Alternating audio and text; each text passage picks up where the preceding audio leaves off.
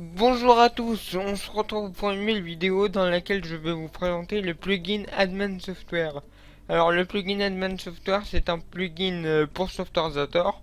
Donc si vous avez cliqué sur cette vidéo, normalement c'est que vous connaissez déjà le logiciel SoftwareZator. Si vous ne connaissez pas ce logiciel, je vous mettrai un lien dans la description qui va vous permettre d'aller vers une vidéo qui va vous expliquer ce que c'est.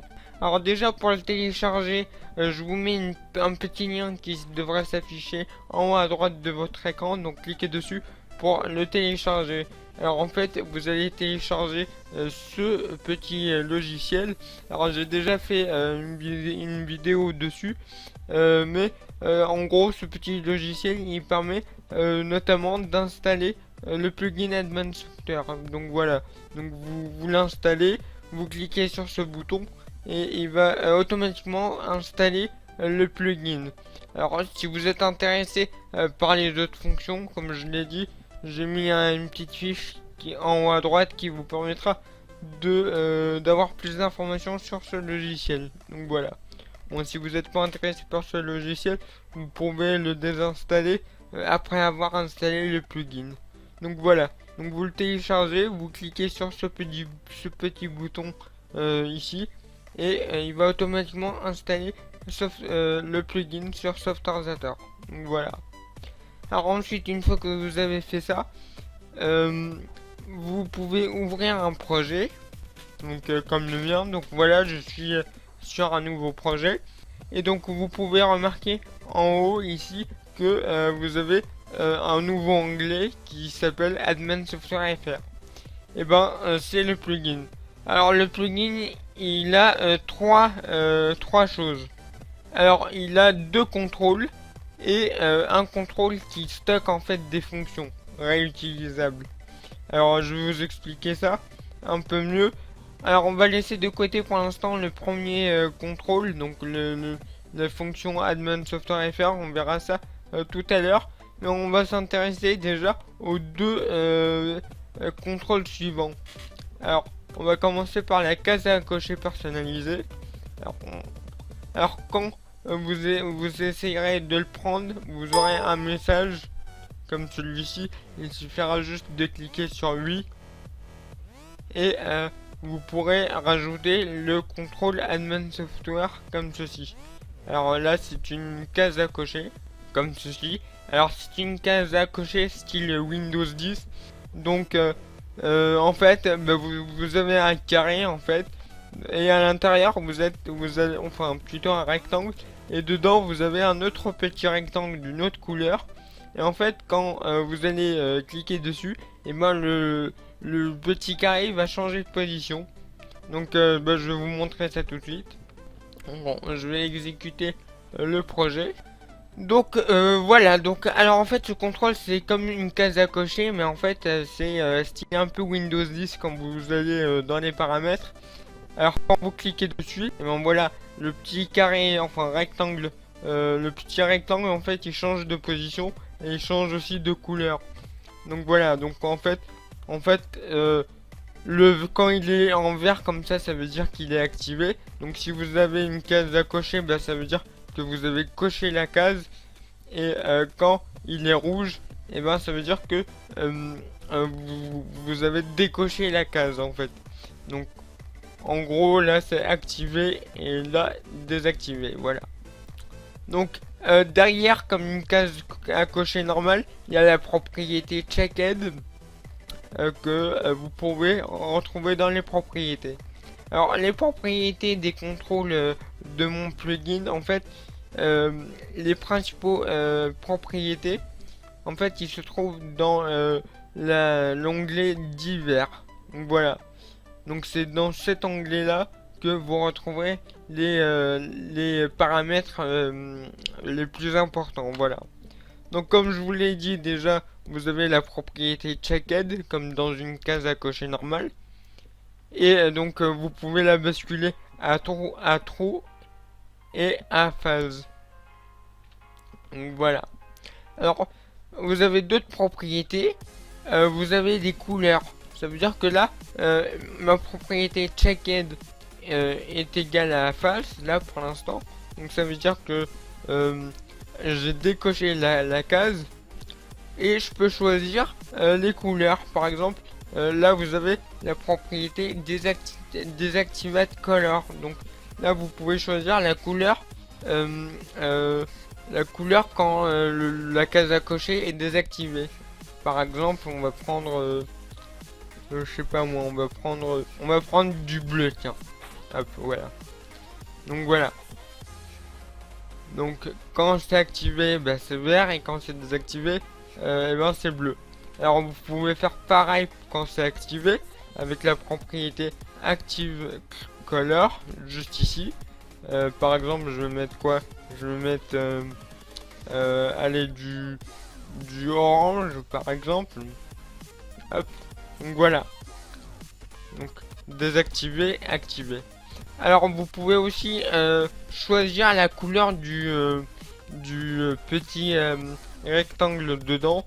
Alors pour cela, c'est la propriété Button Color qu'il faut modifier. Donc là par exemple, je vais mettre du violet par exemple. Donc voilà. Donc voilà, vous pouvez personnaliser comme vous voulez les couleurs. Alors si vous n'êtes pas très couleur, vous pouvez aussi mettre une image d'arrière-plan. Donc voilà, après avec la propriété Active Image. Et avec aussi la propriété Désactive Image. Alors Active Image, bah, en fait c'est l'image qui s'affichera quand la propriété Checked est à true. Et en gros quand la case à cocher est cochée.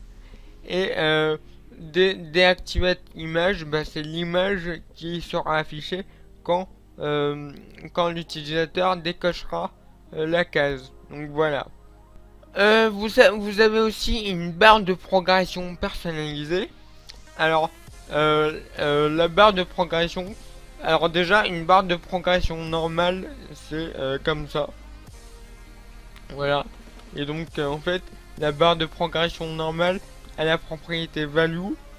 Et si par exemple je mets la value 50 par exemple, et bon voilà, ça fait ça. Donc c'est ça une barre de progression. Dans le plugin Admin Software, vous avez une barre de progression personnalisée. Alors c'est quoi la différence? Bah en fait la différence c'est que là en fait ça travaille avec des images. Je vais vous montrer. Vous allez dans les propriétés du contrôle, et donc comme tous les contrôles, vous allez dans la partie diverses, enfin tous les contrôles du plugin, vous allez dans la catégorie diverses, et là vous avez déjà une propriété qui s'appelle image, qui va vous permettre de choisir une image personnalisée. Donc par défaut c'est mon logo, mais vous pouvez changer en cliquant sur ce petit bouton ici. Donc voilà. Alors juste faites attention à la taille de l'image que vous choisissez.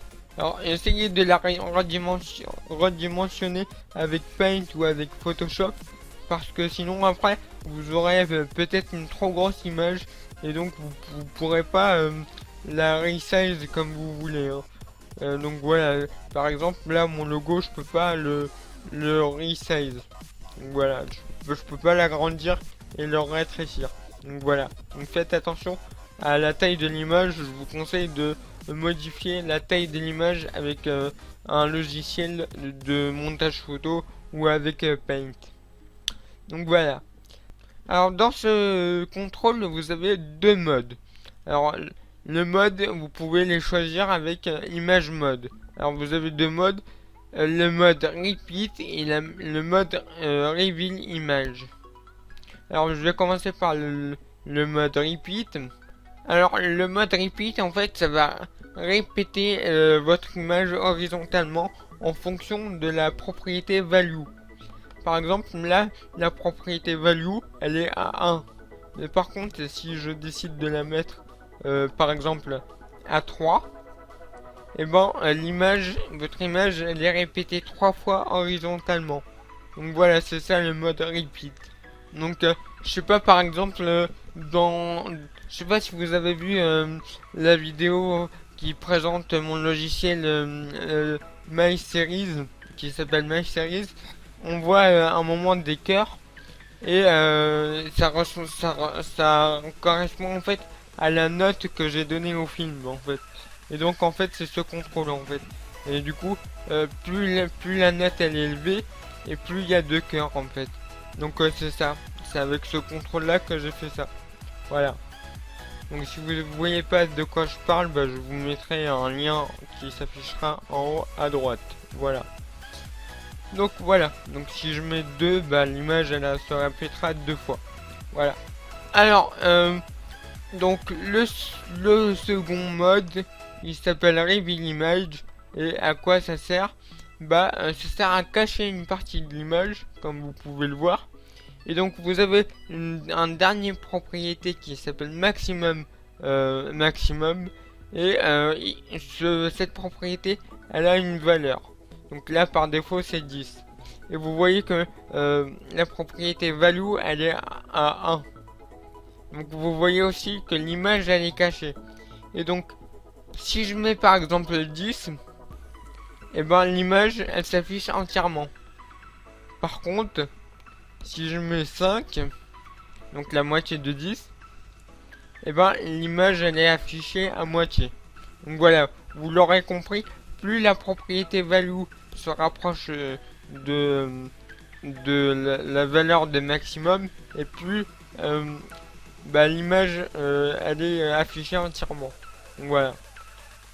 Donc si je mets 1 ça donne ça. Si je mets 2 ça donne ça.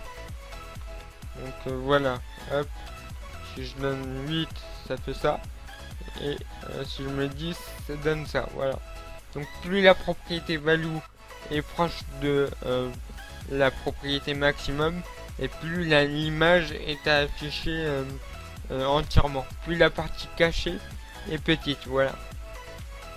Donc pareil, la propriété maximum, vous pouvez la changer, hein. Par exemple, je vais mettre 20, donc le double de 10, et du coup l'image elle est là, elle est affichée à moitié. Voilà. Donc voilà pour les deux contrôles en fait. Alors nous allons passer à ce contrôle entre guillemets qui s'appelle fonction admin software, qui n'est pas vraiment un contrôle en fait, mais il sera considéré en fait comme un contrôle par Softwarezator. Et en fait ce contrôle il contient des fonctions, en fait des actions intéressantes. Alors des actions c'est les machins que vous retrouvez dans l'éditeur de fonctions. Donc voilà, c'est ça en fait. C'est tout ça, voilà. Sauf que là je l'ai pas mis dans les onglets comme avec les contrôles parce que c'est un peu compliqué. Du coup voilà. Du coup on va le rajouter au projet. Hop, donc on va le glisser. Alors, il s'affiche en bas, donc parce que c'est pas un vrai contrôle en fait.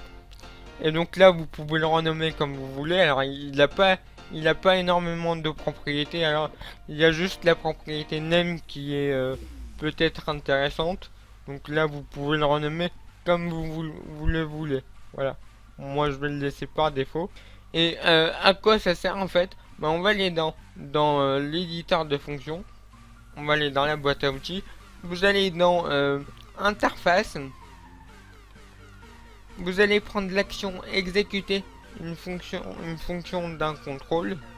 Et là, vous allez en haut et vous sélectionnez le contrôle que vous venez d'ajouter. Donc moi, il s'appelle fonction admin software 1. Donc voilà. Donc si vous l'avez renommé, vous le sélectionnez. Et là, dans fonction à exécuter, en fait, vous avez plein de fonctions intéressantes. Par exemple, vous pouvez simuler des touches au clavier. Vous pouvez, par exemple, faire une capture d'écran. Vous pouvez changer la position du curseur. Déterminer si une valeur d'une variable est un nombre. Par exemple, vous pouvez aussi éteindre le PC, redémarrer le PC. Donc voilà, vous pouvez, donc il y a 16 fonctions en fait. Donc si vous voulez les voir toutes, et je vous mets un lien en haut à droite qui devrait s'afficher normalement. Et donc vous tomberez sur mon site web, sur la page qui explique en détail les différentes fonctions. Donc voilà. Donc par exemple, on va faire une capture d'écran, par exemple. Donc, alors vous sélectionnez donc votre fonction à utiliser. Alors, donc là, il va faire une capture d'écran. Il va nous renvoyer une image. Donc vous allez tout en bas là. Et vous allez sélectionner la variable qui va stocker l'image qu'il aura pris. Donc votre capture d'écran. Alors moi, je vais créer une variable. Je vais l'appeler mavar. Voilà.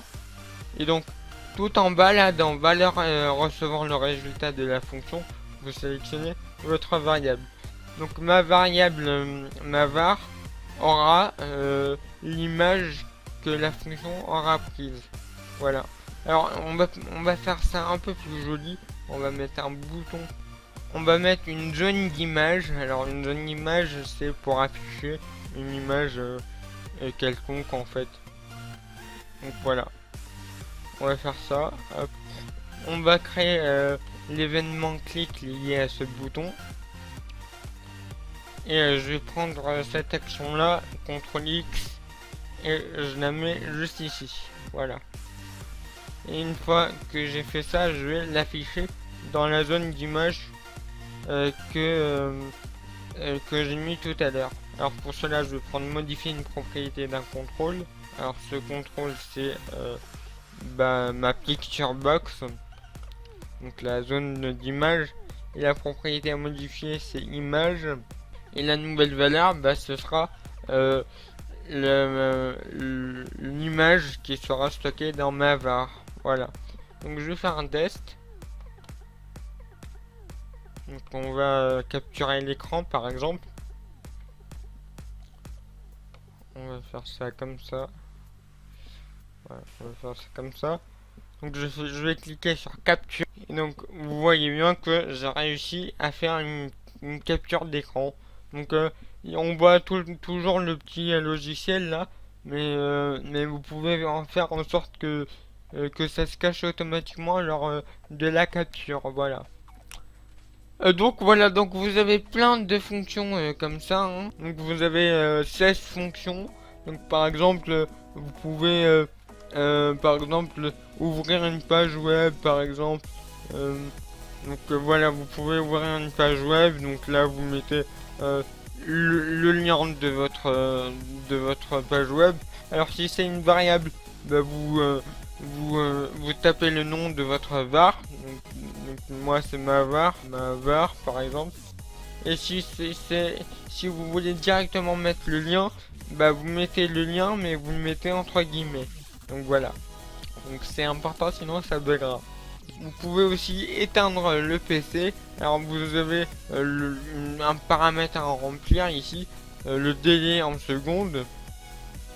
Donc là vous mettez le délai avant la fermeture de l'ordinateur. Je sais pas, par exemple, si vous voulez que l'ordinateur s'éteigne au bout d'une minute, vous mettez 60 ici. Voilà.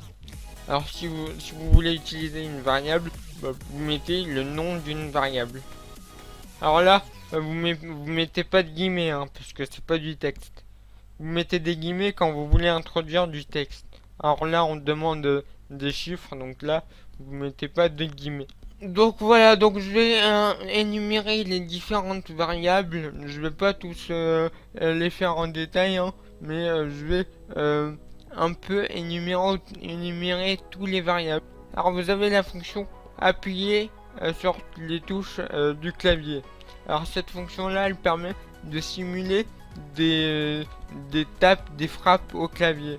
Alors vous avez un paramètre, donc là vous mettez entre guillemets les touches que vous voulez simuler. Par exemple, je sais pas moi, Adman par exemple. Donc là si vous êtes dans un éditeur de texte et que vous appelez cette fonction, et il va vous écrire le mot admin sur Word par exemple. Alors si vous voulez avoir plus d'informations sur cette fonction, je mettrai un petit lien qui devrait s'afficher en haut à droite, qui vous permettra d'avoir plus de détails sur cette fonction là. Donc voilà. Donc vous avez aussi la fonction attendre. Alors la fonction attendre, bah, en fait elle permet de faire une pause dans votre fonction en fait. Donc là vous mettez en paramètre le nombre de secondes que vous voulez attendre. Et en fait ça va attendre le nombre de secondes que vous avez saisi pour faire la suite de la fonction en fait. Donc voilà. Alors vous avez aussi la boîte de saisie. Alors la boîte de saisie, je vais vous montrer ce que c'est. Alors vous avez deux paramètres. Par exemple là je vais mettre entre guillemets, je vais mettre saisissez. C'est votre nom. Non. Voilà. Et dans le titre de la fenêtre, bah, c'est le titre de la fenêtre. Donc le deuxième paramètre, par exemple, je vais mettre bonjour, par exemple. Alors là, vous devez saisir, enfin mettre le résultat de la fonction. Donc ici, c'est ma var. Donc en fait, ce que j'aurais tapé sera stocké dans ma var, en fait. Donc nous allons voir ça tout de suite. Et donc après, ce qu'on va faire, c'est qu'on va afficher ma var, en fait. Donc dans interaction, afficher un message. Et là, je vais mettre ma var. Donc je vais exécuter. Donc je vais cliquer ici. Et là, en fait, il y a une petite fenêtre qui s'affiche comme ça, qui me dit, par exemple, là, saisissez votre nom. Donc là, par exemple, je vais mettre admin, par exemple. Donc là, quand je vais cliquer, en fait, bah en fait, ce que j'aurais tapé là, il va aller dans la variable que j'aurais saisie ici. Et ensuite, il va me l'afficher en message. Donc petit test. Donc là, je fais OK. Et là, il me l'affiche en message. Donc voilà. Donc voilà, donc je pense que j'ai fini pour cette présentation du plugin. Alors vous avez 16 fonctions que vous pouvez utiliser.